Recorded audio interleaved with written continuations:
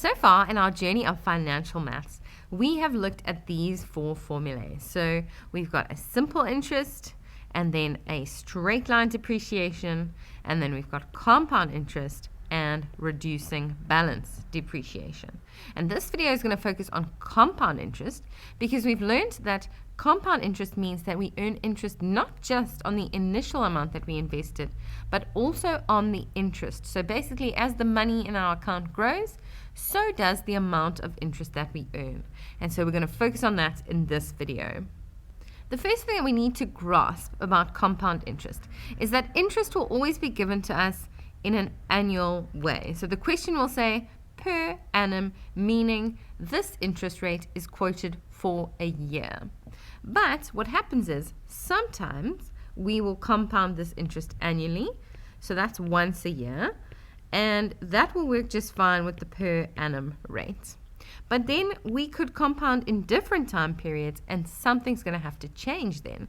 So if we compound the interest quarterly, that's 4 times per year.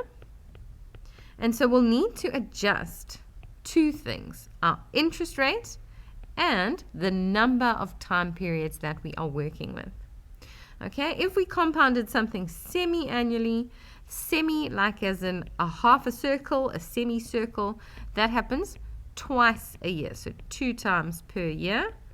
There are 12 months in a year, so 12 times per year if it says monthly, and then hardly ever given to us, but we need to be ready for anything. There are 52 weeks in a year, and there are 365 days in a year. So if you encounter a question that involves either a weekly compounding or a daily compounding, you should know how to approach those questions too. Okay, so I said earlier we need to know how to deal with the I and the N. So if we look at I, the interest rate, and I said to you that's always given as an annual thing, then what you'll do is you'll take I and you'll divide it by the number of compoundings. Okay, I'm going to call that M. So M, number of times that something is compounded. And the other thing that changes then is this N value, the number of time periods. And so basically you take the years that you invest for and you multiply it again by the number of compoundings. Okay, if you can get this, you will succeed in any question. Okay, if you struggle to remember which one divides and which one multiplies, I always just remember, and it's a bit of a silly way, but it sticks in my brain, I has a dot on it, like a division sign, and so that's the one you divide. You divide the annual interest rate, and you multiply N, because you'll end up with more time periods. Let's test this out with 2 examples. So you invest 4,500 Rand into a savings account that earns 8% compound interest per annum. So then we can assume that this is annual compounding because they haven't specified anything else. How much will you receive if you withdraw the money after 5 years? So a nice straightforward question, something we could even expect to see in grade 9 already. Let's solve this. So we invest 4,500 Rand. So that's the present value there. 1 plus the interest there is 8%. I like to write it over 100 for percentage. To the power of N, 5 years. Okay, type that in the calculator. Let's see what we get. 6,611 Rand and 98 cents. Remember, it's very important to have 2 decimal places when working with money. Okay, the next question is a little bit different. It says you invest 4,500 Rand into a savings account that earns 8% compound interest compounded quarterly. How much will you receive if you withdraw the money after 5 years? Okay, so how many quarters are there in a year? 4. So that's something we need to bear in mind. So there's the formula, A equals P1 plus IN. But we know when dealing with compound interest, we need to pay attention to the interest and the number of time periods. So we invest still 4,500 Rand. That remains unchanged. 1 plus our interest is still 8%. So it's going to be 8 over 100. But it's now compounded quarterly. So we need to divide the 8, not just by 100 for percent, but by 4 for the quarters. And so what I actually like to do is just combine that and say I'm going to divide by 4 quarters and put it into a percentage there, all in one step.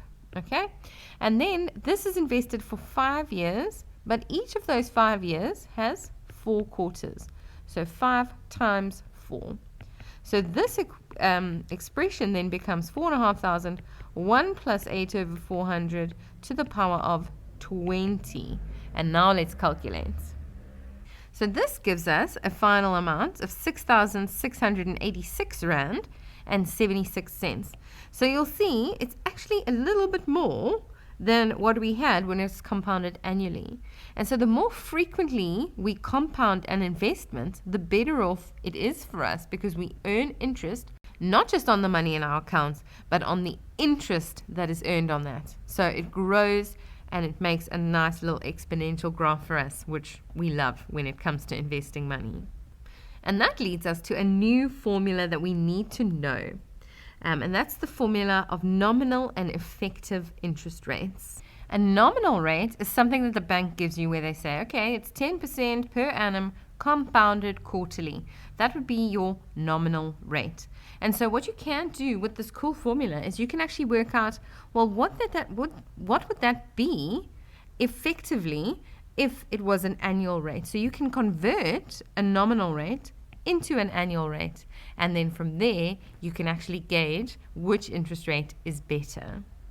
Let's try this out with an example. So an investment earns interest at a nominal rate of 12% per annum compounded quarterly. Determine the equivalent effective interest rate of the investment. So in other words, what would the annual rate be that would give me the same value of my investment if the nominal rate is 12,3 compounded quarterly? Let's get that formula down.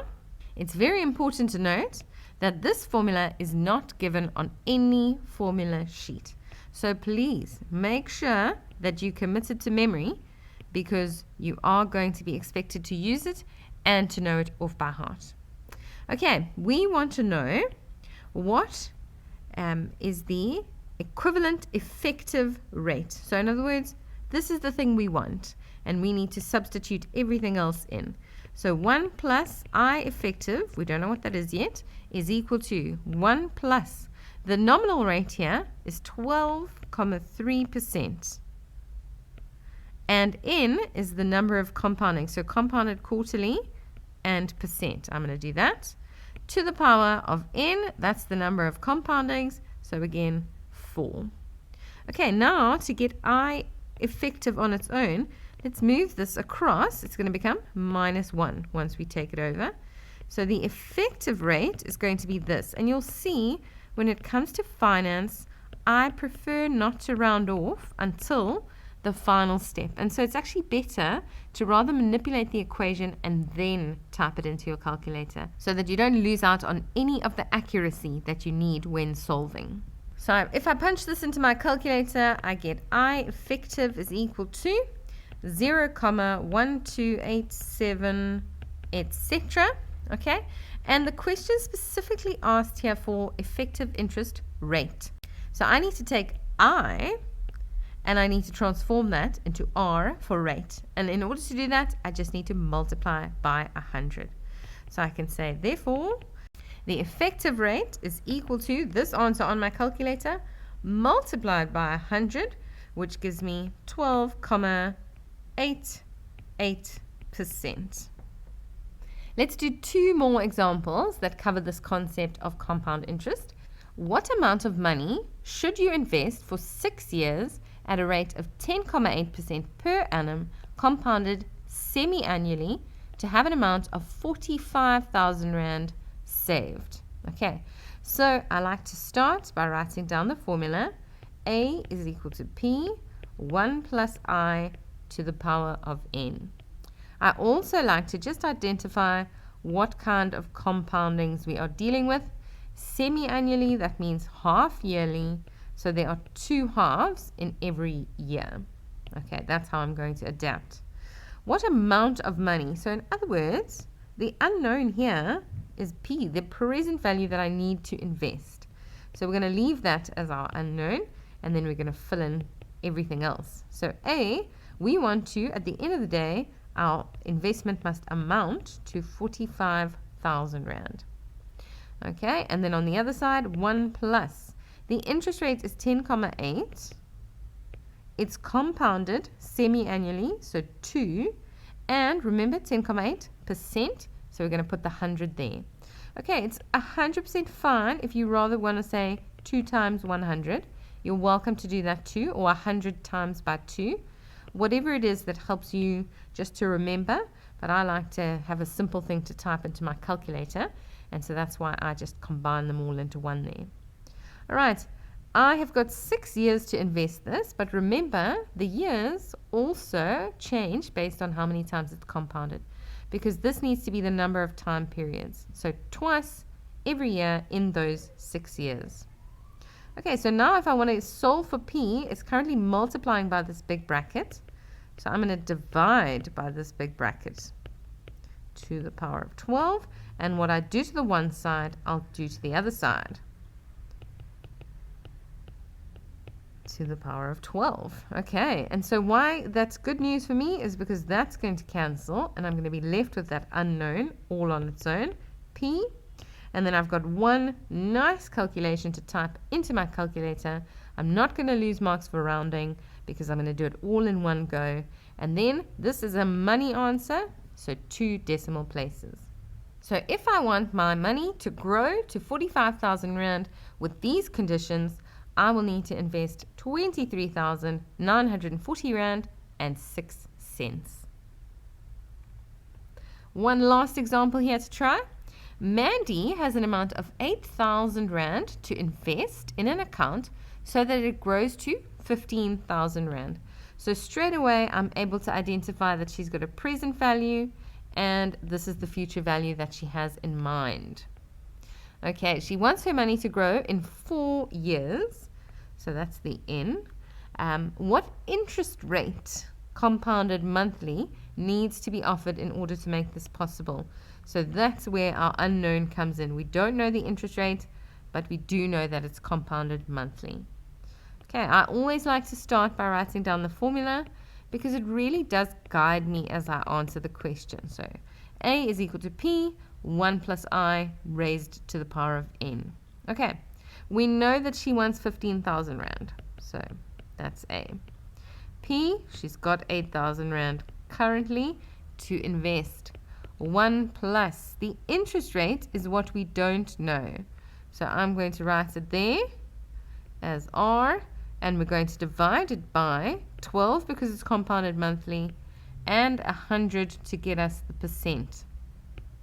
All right, and then we've got 4 years, but it's compounded monthly, so again, multiplied by 12. So now if we look at this equation, here's my unknown. I'm going to have to do a little bit of algebra to get it on its own.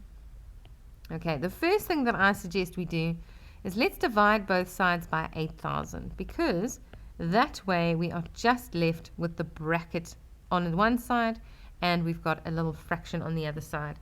So I'm going to say 15,000 divided by 8,000, and if your calculator is anything like mine, it's going to give you a simplified fraction, which is good for us for now, because remember, we don't want to round off too soon. We'll lose the accuracy of our answer. Okay, in the bracket, 1 plus R over 1200 to the power of 4 times 12 is 48. Okay, so now I'm working towards isolating this unknown. Every step needs to do that. So it's currently being raised to the power of 48. So I'm going to take the 48th root, and what I do to the one side, I'll do to the other side. Okay, so that's going to give me, I'm going to leave this, 15 over 8 in the 48th root is equal to 1 plus R over 1200. Okay, now we can take the 1 across. It's going to become a minus 1 when it gets to the other side. And then we can multiply everything by 1200, because that way we'll be left with R on its own. So all of this is going to multiply by 1200 or 1200. Okay, and so we're left then with R. Let's type this into the calculator.